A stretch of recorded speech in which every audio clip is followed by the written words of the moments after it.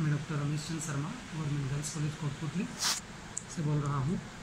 प्यारे छात्रों, आपको विदित ही है कि इस समय कोविड-19 की वजह से हम आपके अध्ययन को वीडियो के माध्यम से संचालित कर रहे हैं।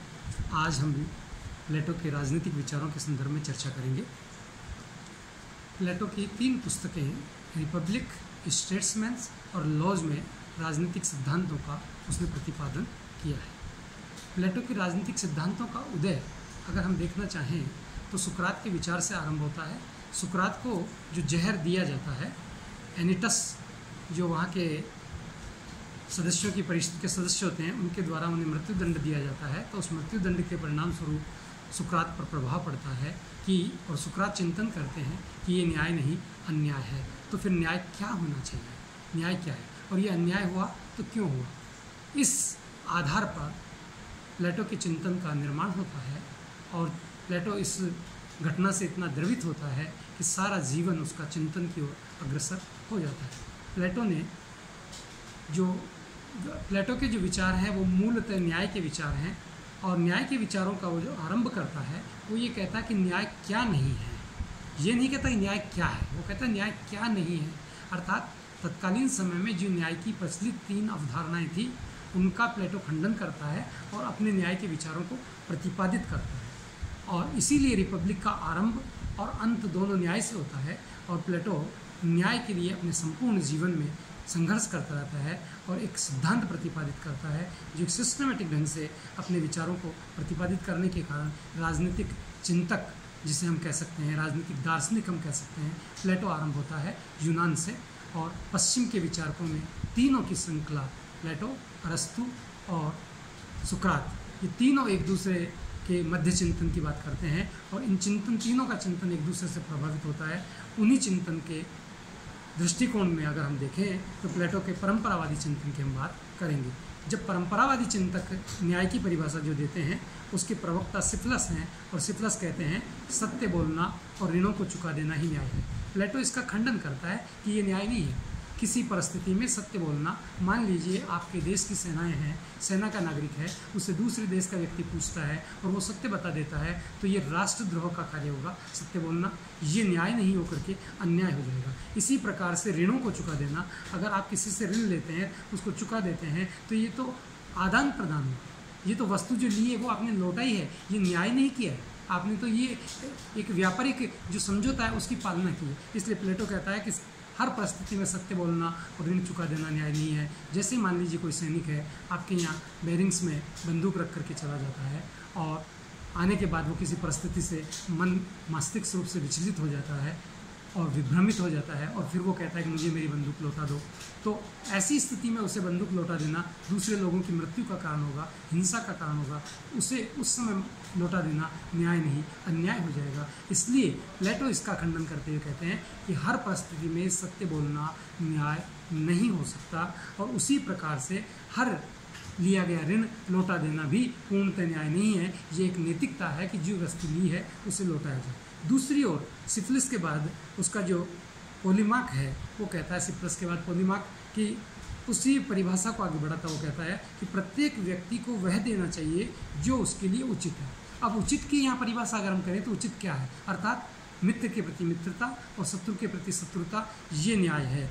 प्लेटो इसका भी खंडन करते हैं और कहते हैं कि मित्र और शत्रु को कैसे पहचाना जाएगा। कोई व्यक्ति ऊपर से मित्रता का ढंग रचता हो और अंदर से वो शत्रु हो और उसके प्रति आपने इस प्रकार से किया तो मित्र और शत्रुता के आंकलन एक महत्वपूर्ण बात होने के साथ साथ एक विवादास्पद है और एक ये असमझ की भ्रमपूर्ण स्थिति है।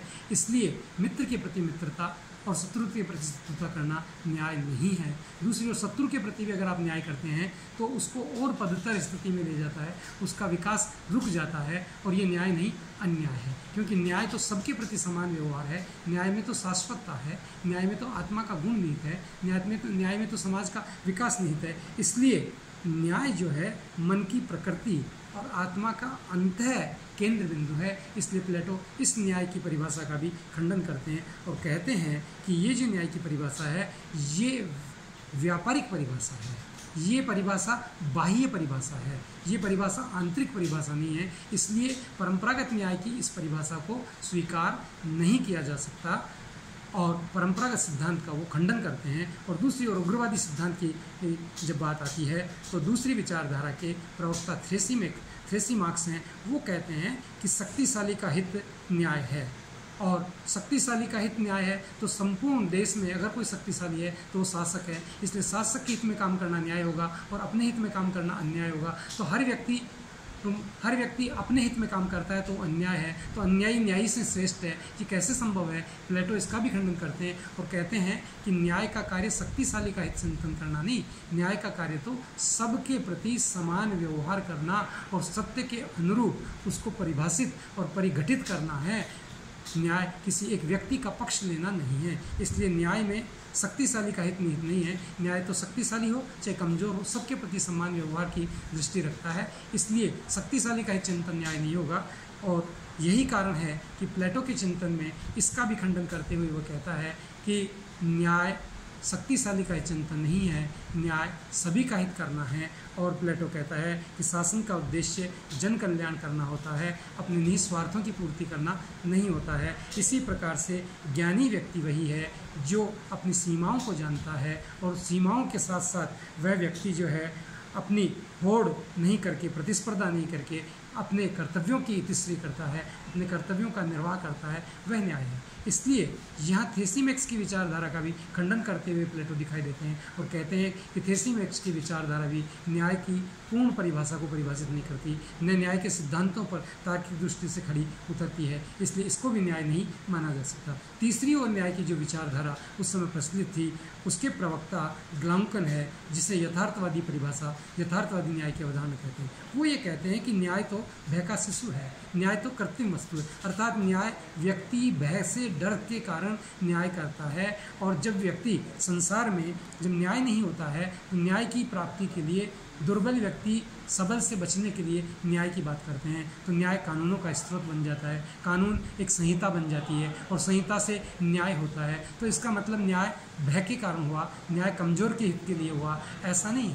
न्याय में भय और कमज़ोर पद्धति नहीं पाई जाती, बल्कि न्याय तो भय पर आधारित नहीं है, न्याय कृत्रिम नहीं है, न्याय आवश्यकता की अनुभूति नहीं है, न्याय जो है समस्त लाभ का उपभोग करने की बात करता है, समस्त मानवता के हित की बात करता है। इसलिए प्लेटो यहाँ यथार्थवादी सिद्धांत का भी खंडन करते हैं और कहते हैं न्याय न तो बाह्य वस्तु है न कृत्रिम है, न्याय आंतरिक पद्धति है, न्याय आत्मा की अनुभूति है, न्याय अपने कर्तव्यों की पालना करना है, न्याय नैतिकता के नियमों का पालन करना है, और न्याय में समदृष्टि निहित होती है, और न्याय में कोई किसी का नहीं होता, न्याय न्याय होता है जो सत्य के अन्वेषण को परिभाषित करता है। धन्यवाद।